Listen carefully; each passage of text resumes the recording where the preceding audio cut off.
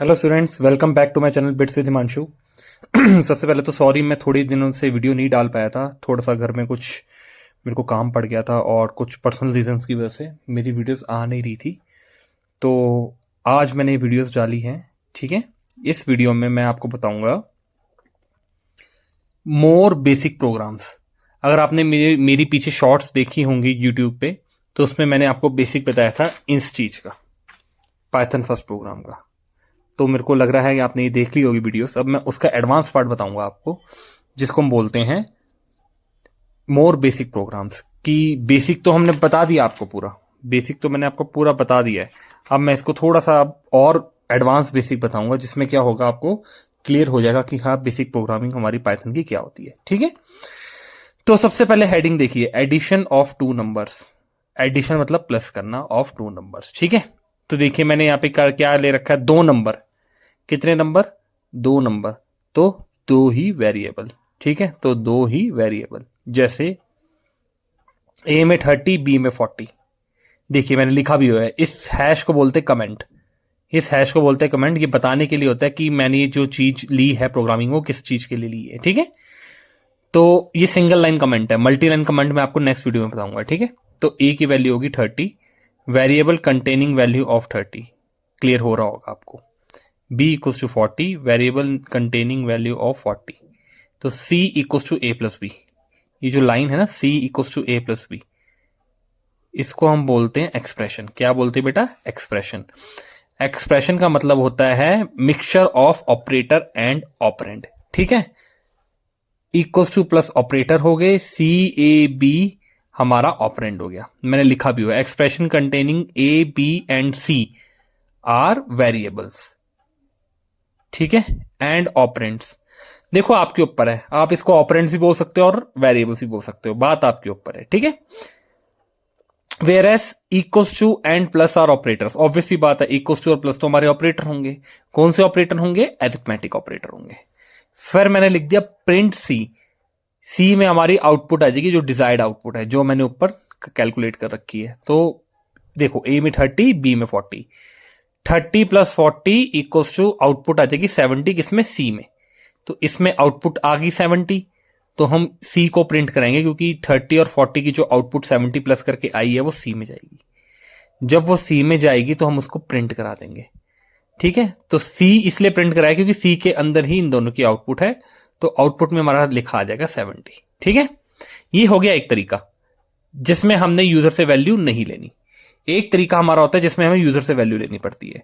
तो उसका एक फंक्शन होता है इनबिल्ट। उसका एक फंक्शन होता है इनबिल्ट, जिसको हम बोलते हैं इनपुट फंक्शन। क्या बोलते हैं बेटा? Input function. जैसे देखिए, वही सेम जो ऊपर मैंने वेरिएबल लिए थे, नीचे भी मैंने सेम वेरिएबल ले लिए है ना। A equals to int input. Int क्यों? क्योंकि जो भी हमारी वैल्यू होती है वो हमारी इंट में होती है। अगर हम 20, 30, 10, 12 कुछ भी डाले, वो हमारा इंट में होगा। और अगर 3.4, 4.6 होगा तो वो फ्लोट में होगा। ठीक है, तो ये हो गया हमारा a equals to int. Int क्यों? क्योंकि इंटीजर। इनपुट, इनपुट मतलब कि हमें इनपुट कराना है यूजर से। Enter the value of a। ठीक है, b equals to int input enter the value of b। तो जो a की वैल्यू है वो मैंने यूजर से इनपुट करा the through input function. User से इनपुट करा दी थ्रू इनपुट फंक्शन, तो मैंने लिख दिया enter the value of a और enter the value of b। तो ये रन टाइम वैल्यू होती है। रन टाइम का मतलब कि हम जितनी भी बार प्रोग्राम को रन करेंगे, उतनी बार इस वैल्यू को हम अलग अलग चेंज कर सकते हैं। ठीक है ना। तो जैसे देखिए, c equals to a plus b. ठीक है, अब आउटपुट में देखो, ये यूजर से वैल्यू मांगेगा। जैसे आप इसको रन करेंगे ना कंट्रोल F5 से पाइथन में, तो जब भी आप रन करेंगे तो ऐसे लिखा जाएगा एंटर दी वैल्यू ऑफ ए। ठीक है, क्यों? क्योंकि आपने यहाँ पे लिख रखा है। किस में लिख रखा है? डबल कोट्स में। किस में लिख रखा है? डबल कोट्स में। जो डबल कोट्स होती है बच्चे, जो डबल कोट्स होता है वो हमारी होती है गार्बेज वैल्यू। हम उसके अंदर कुछ भी लिख सकते हैं। ठीक है ना। अगर वी को कैपिटल करेंगे तो यहाँ पे कैपिटल ही वी आ जाएगा कंप्यूटर के अंदर, जब आप कंट्रोल और F5 दबाएंगे। तो enter the value of A आपने डाल दिया 20। फिर आपने डाल दिया enter the value of B 30। तो 20 प्लस 30 इक्वल्स टू 50। 50 किस में आ रहा है? सी में आ रहा है। ठीक है, तो इसलिए हमारा जो सी वेरिएबल है वो 50 वैल्यू जो होगी वो ऐसे प्रिंट होके आ जाएगी। ठीक है, तो ये हो गया हमारे addition of two numbers by two different methods. पहला मेथड कि हम वेरिएबल को प्रोग्रामिंग के अंदर ही ले ले, और दूसरा मेथड कि हम उस वेरिएबल को यूजर से इनपुट कराएं। ठीक है, तो ये हो गया हमारा addition of two numbers using input function and using variable in programming. Okay, अब आइए थर्ड प्रोग्राम, सिंपल इंटरेस्ट। अगर आपने 6th और 7th क्लास, ऑब्वियसली बात है आप तो पास करके आए होंगे, तो उसमें एक ना फॉर्मूला होता है सिंपल इंटरेस्ट का। आपको पता ही है सिंपल इंटरेस्ट क्या होता है, P for principal, R for rate, T for time divide by 100। ठीक है, अब इसको देखिए, इसको भी करने के दो तरीके हैं, पर जो मेन तरीका मैंने उससे किया है इंट इनपुट लेके। अगर आप इसको उस वाले तरीके से भी करना चाहते हैं, ऐसे वेरिएबल लेके भी, तो हो जाएगा। P में कोई भी वैल्यू ले लेना, R में कोई भी वैल्यू ले लेना, T में कोई भी वैल्यू ले लेना, फिर उसके बाद ऐसे फॉर्मूला लिख के उसको प्रिंट करा देना। ठीक है, तो देखिए P equals to int input enter the principal, R equals to int input enter the rate, T equals to int input enter the time. ठीक है, ये हो गया। अब देखिए ये फॉर्मूला होता है SI, SI मतलब सिंपल इंटरेस्ट, तो P into R into T divide by 100। तो हमारी सारी वैल्यूज किस में है, हमारी सारी वैल्यूज है SI में। तो जब भी हम प्रिंट कराएंगे फाइनल आउटपुट के लिए, तो हम हमेशा SI को प्रिंट कराएंगे। ठीक है, तो value of simple interest is comma SI। तो इससे क्या होगा बेटा, हमारा सिंपल इंटरेस्ट का जो हमारा प्रोग्राम है वो रन हो जाएगा और हमारी वैल्यूज जो है वो निकल जाएगी। ठीक है, ये आप इसको कंप्यूटर में करके देख सकते हैं। ठीक है, ऐसे कोई इशू नहीं होगा, सबके पास ही कंप्यूटर होता है। जैसे मान लीजिए किसी के पास कंप्यूटर नहीं है, तो वो ऑनलाइन भी पाइथन कंपाइलर डालेगा, तो उसमें भी वो आराम से रन कर सकता है सब चीजें लिख के। ठीक है, तो अब तो टेक्नोलॉजी बहुत आगे बढ़ गई है। अब हम चौथा पॉइंट पढ़ते हैं, एरिया ऑफ सर्कल। अब हम पढ़ते हैं चौथा point, area of circle. Area of circle का सबको फॉर्मूला पता ही है, फिर भी मैं चलो एक बार लिख देता हूं। इसका फॉर्मूला होता है पाई आर स्क्वायर। ठीक है, ये फॉर्मूला होता है एरिया ऑफ सर्कल का। तो एरिया ऑफ सर्कल को करने के ना दो तरीके हैं, वैसे तो तीन तरीके हैं, पर तीसरा वाला तरीका बेसिक है जो आप कर भी लोगे अपनी तरफ से, पर मैं आपको जो मेन तरीके हैं वो बताता हूं। तो सबसे पहला तरीका है मैथ मॉड्यूल और दूसरा है नमपाई। ठीक है ना, नम मतलब नंबर, पी मतलब पाइथन। ठीक है ना, तो एक होता है हमारा मैथ मॉड्यूल, एक होता है हमारा नमपाई। तो सबसे पहले हम मैथ मॉड्यूल से देखते हैं। ठीक है, हमें कोई भी मॉड्यूल को अगर प्रोग्राम में करना है तो हमें हमेशा इंपोर्ट फंक्शन लगाना पड़ेगा। हमें हमेशा इंपोर्ट फंक्शन लगाना पड़ेगा। जैसे मैंने लिख दिया इंपोर्ट मैथ, इंपोर्ट मैथ लिख दिया और रेडियस डाल दिया 5। देखिए मैंने कमेंट में लिख भी रखा है रेडियस। ठीक है, अब हमने एक और वेरिएबल लिया एरिया इक्वल्स टू, हमने कौन सा मॉड्यूल कॉल करा है, मैथ, तो इसलिए हम यहाँ पे लिखेंगे मैथ। और ये जो मैंने डॉट लगा रखा है, डॉट हमारा क्या करता है, इस फंक्शन को कॉल, सॉरी इस मॉड्यूल को कॉल करेगा। ठीक है, मैथ डॉट।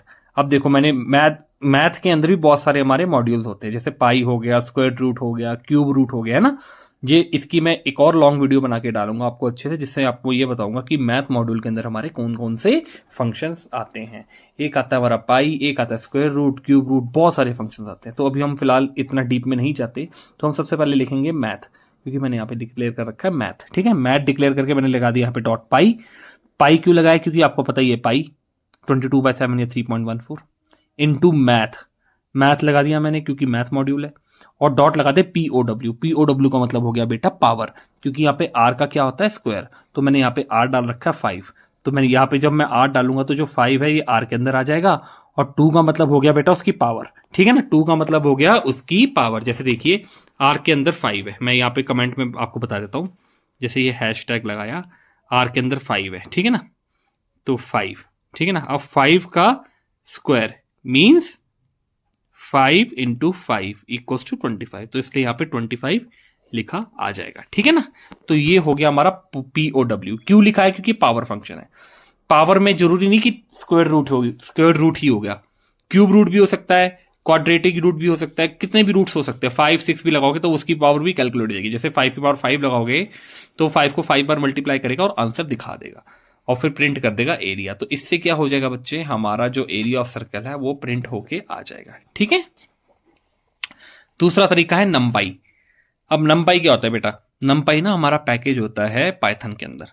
पैकेज क्या होता है, पैकेज बेटा होती है बंडल ऑफ क्लासेस। ठीक है, जैसे मैंने लगा रखा है यहाँ पे इंपोर्ट नमपाई एस NP। ठीक है, नमपाई हमारा हो गया बेटा पैकेज, और NP हो गया उसका ऑब्जेक्ट। NP क्या हो गया, उसका ऑब्जेक्ट।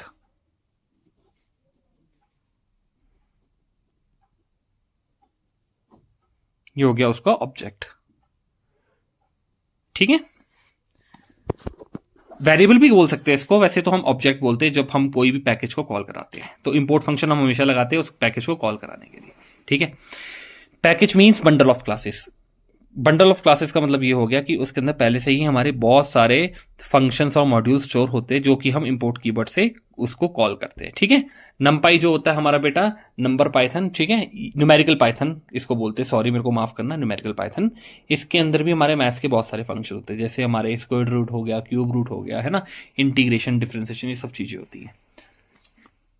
तो आर के अंदर मैंने लिखा 5 जो कि हो गया होता है हमारा रेडियस। तो एरिया मैंने वेरिएबल ले लिया, एनपी। एनपी क्यों लिया? क्योंकि मैंने यहाँ पे ऑब्जेक्ट डिक्लेयर कर रखा था, या फिर हमने वेरिएबल डिक्लेयर कर रखा था, ठीक है। जैसे ऊपर देखो मैथ डिक्लेयर कर रखा है मैंने, तो इसलिए मैंने यहाँ पे मैथ लिखा है। यहाँ पे मैंने क्या डिक्लेयर कर रखा है बेटा? यहाँ पे मैंने डिक्लेयर कर रखा है एनपी। एनपी का मतलब हो गया हमारा ऑब्जेक्ट डॉट पाई। पाई क्यों? क्योंकि इसकी वैल्यू पाई है। Multiply R. आर की वैल्यू 5 है। तो देखो ये 2 मल्टीप्लाई का आपको मतलब पता ही है, इसका मतलब होता है एक्सपोनेंशियल। तो ये हमारी पावर में कन्वर्ट कर देगी। 2 का मतलब कि 5 को 2 बार मल्टीप्लाई करेंगे, तो 5 सा क्या हो जाएगा बेटा? 25। जो 25 है वो हमारा प्रिंट होके आ जाएगा, ठीक है। और ये कैलकुलेशन पूरी होके हमारी एरिया जो है प्रिंट होके आ जाएगा। तो ये होता है हमारा बेटा मैथ मॉड्यूल के और नंपाई मॉड्यूल के अंदर एरिया ऑफ सर्कल निकालना। आप curve surface area of a cylinder, है ना, area of rectangle, area of square, perimeter of square, कुछ भी निकाल सकते हैं इस मेथड से, ठीक है। यूज 2 ही मेथड होंगे, मैथ मॉड्यूल और नंपाई मॉड्यूल। अब हम बात करते हैं बेटा सिंपल कैलकुलेटर की। किसकी बात करते हैं बेटा? हम सिंपल कैलकुलेटर की बात करते हैं। जैसे मान लो मैंने ए में डाल दिया 8 और बी में डाल दिया 6, ठीक है। ये हमारे 2 वेरिएबल्स हो गए, जिसमें ए में 8 है, बी में 6 है।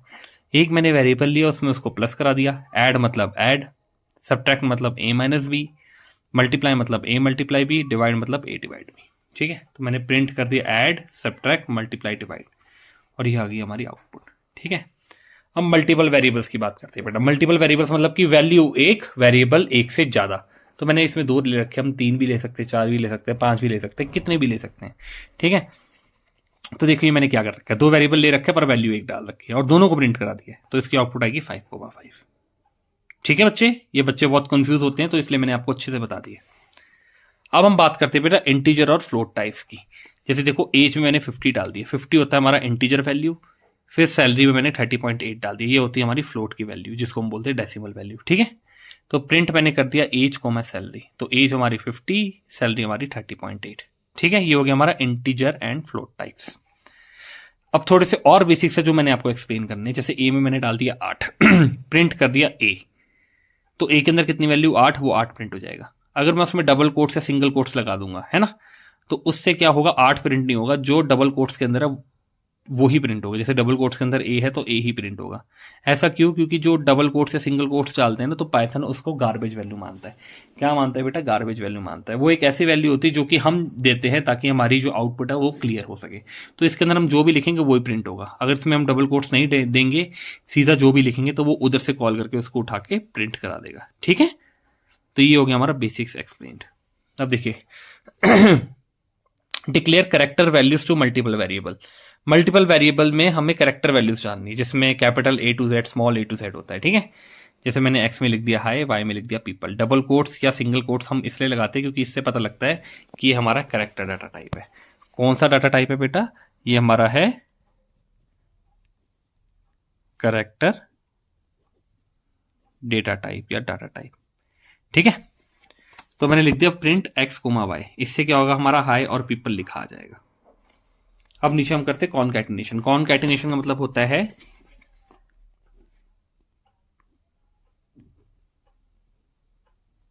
जोड़ना। क्या होता है बेटा? जोड़ना, कि 2 चीजों को जोड़ दे। जैसे मैंने लिख दिया हेलो एक्स में हेलो, वाई में देयर, तो एक्स प्लस वाई, तो ये इनको प्लस नहीं करेगा, इनको जोड़ेगा, तो ये एक साथ ऐसे प्रिंट होके आ जाएगा हेलो और देयर, ठीक है। तो कॉनकैटिनेशन का मतलब होता है जोड़ना। इसके प्रोग्राम्स में आगे आपको और भी कराऊंगा, और ये थोड़ा सा अभी भी हमारा बेसिक ही चल रहा है, पर ये बिल्कुल भी बेसिक नहीं है, ये थोड़ा सा एडवांस बेसिक है जो कि आपको आना चाहिए ताकि आप बाकी की सारी प्रोग्रामिंग्स कर पाए, ठीक है। तो मैं सोचता हूं कि आपको समझ आ गई होगी ये सारी चीजें, ठीक है ना। और मैं चाहता हूं कि आप मेरी वीडियो लाइक, शेयर, सब्सक्राइब करें ताकि जो भी बच्चों को ये कंसेप्ट क्लियर नहीं है वो कंसेप्ट अपने क्लियर कर लिए, ठीक है। और मैं ये आशा करता हूं कि आपको ये वीडियो बहुत अच्छे से समझ आई होगी। So thank you so much friends. Please like share subscribe my channel bits with Himanshu, और ऐसी ही मज़ेदार वीडियोस के लिए आगे मेरे चैनल को सब्सक्राइब करिए। अब जो मैं आगे टॉपिक बताऊंगा वो टॉपिक होगा हमारा ऑपरेटर्स के ऊपर, और मैं आगे शुरू कराऊंगा सिलेक्शन और iteration statements. Thank you so much बच्चों।